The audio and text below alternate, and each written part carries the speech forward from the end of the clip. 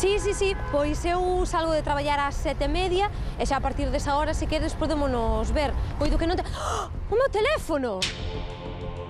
Isto que acabades de ver non o fagades, porque agora as penas de cárcere polo roubo de teléfonos móviles persoais aumentarán de ata 1 a 3 anos de prisión.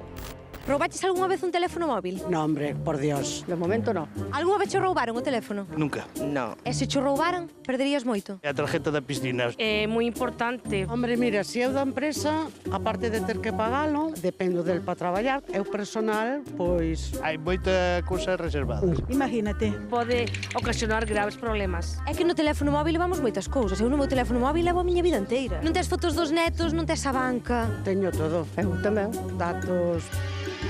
Comprometedores. Mellor que non me rouben. Donde ten o teléfono móvil?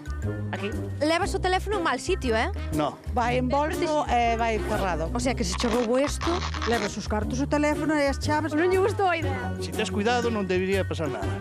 Pero tes que cumprir certos requisitos. Ah, genial. Sabes de canto son as penas por roubar teléfonos móviles personais? Antes era unha multiña ou uns mesiños, pero ahora as penas van ser máis duras, porque son os obxectos sustraídos con maior frecuencia no espazo público. 500 euros, non sei. É cárcere, é pena de cárcere, de 1 a 3 anos de cárcere. Ai, pois pareceme moi ben. De 1 a 3 anos.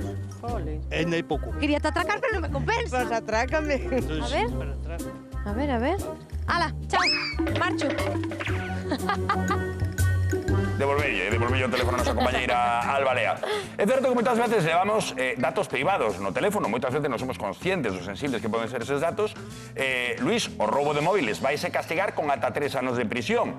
Ata agora, cal era a sanción por roubar un teléfono móvil? Ata agora iba en función do valor do aparello, do aparello móvil que tiñamos, segundo valiese máis de 400 euros ou de menos, pois tería unha pena superior ou inferior, e dependendo de como se produxera esa sustracción, si era con forza ou sin forza.